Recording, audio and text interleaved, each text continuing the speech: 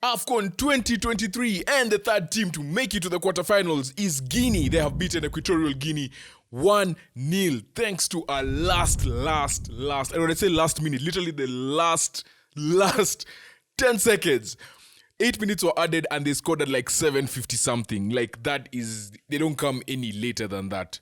Kudos to Guinea for pulling this one out, but Equatorial Guinea will be beating themselves up. Let's just start from the red card. That was as clear a red card as I've ever seen in my life. First of all, that the Bikoro, just a few minutes before that, he felt like he was pushed on the head or something. Then he just fell down, screaming.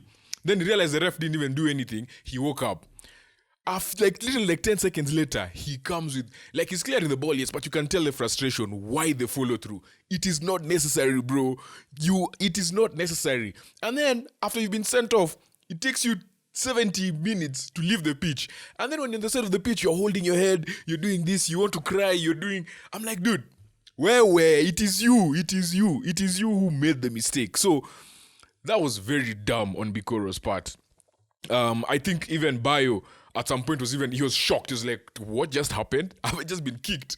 And then the commentator is like, Bruce Lee have been proud of that. And Amokachi could not stop laughing. But yeah, it's like those were the moments that were defining this game. Because even in the first half, the game was just quiet, dead. Until the 42nd minute when there was a challenge by Janvier. And it's like everyone got triggered. And we had two big chances. One for Guinea on the break. Agibu Kamera almost one-on-one, and then Dong just shut it down with a great tackle. A great recovering pace, and it was like a tackle, but he won the ball just from muscling the guy and then getting the ball. And then minutes later, Gilavogi with the shot, taking it way over the bar. And at that point, they go halftime 0-0. And I'm like, all right, cool. Maybe second half will be a bit exciting because the first 42 minutes were just dead. Then yeah, obviously after halftime, Gilavogi had a shot. He had a second shot, and then he missed it badly. Nsue just before that also had a shot, blazed over the bar, very good chance.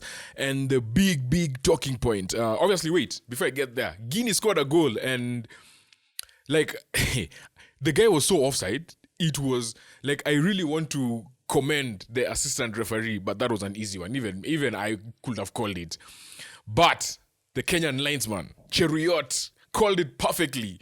The only Kenyan at AFCON, actually there's him and I think the ref. There's two linesmen and the ref. But yeah, Cheruiyot got it spot on. And I was like, okay, cool. Yeah, I can see Kenyans in the building. Then, yeah, obviously the red card happened by Bikoro, and then Equatorial Guinea just started the dark arts. As my boy Mwoka would say, when he talks about South American football, Equatorial Guinea started the dark arts. And when I say they started the dark arts, it was blatant. Chief among them is our boy, Iban Salvador. And if you guys have watched, I've done every single Equatorial Guinea game. I've never done a live. I said this man is the epitome of S-housery, right? You know what that word is. He is the epitome. He will do anything to poke and make sure his team wins. And I'm sure playing with someone like that is good. You love him. But when you're playing against him, he can really, really be annoying.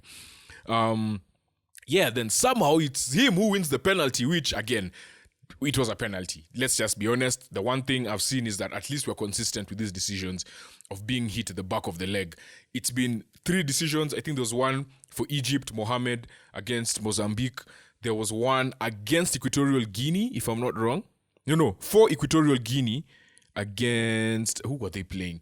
I can't remember who they were playing.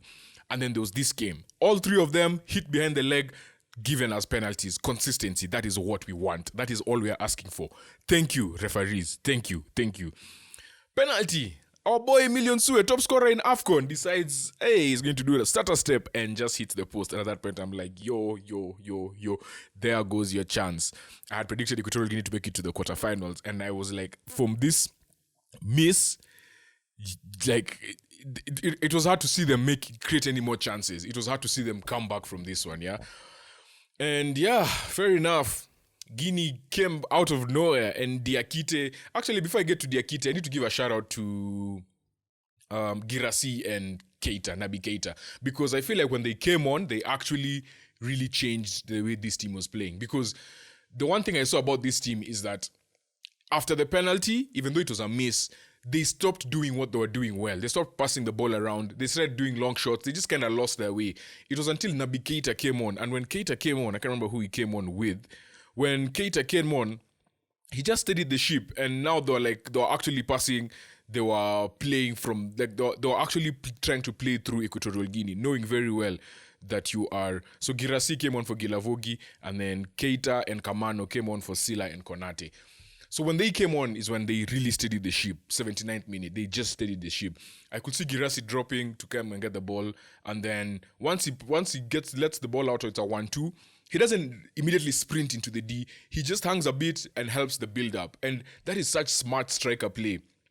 Obviously, he's not fit. That's why he's not starting the game from the beginning. But the coach has done well to pace his minutes. I think he played 60 minutes the last game, and in this game he's played 30 minutes. So that is 60-30. That's 90 minutes at least. He's only been appeared in 2 games. So yeah, I think that was quite impressive. Yeah, because they were kind of losing their way, and when Girassi came on at first, and then the other 2 came on, they really steadied the ship. They started creating chances from actually playing, and obviously Dayo got on the end of a beautiful cross from Diakate. Is it Diakate or Diakite? Diakite on the cross, like just a very, very good header. Near post, like didn't even have to jump. Really, the whip on the cross and the pace was just perfect. And yeah, Dayo got on the end of that to make it 1-0 with 8 seconds to go in the game. And that is as close as you can get to a buzzer beater in football. And Guinea are now through to the quarterfinal, and they will face the winner of Egypt versus DRC, and that is coming up shortly.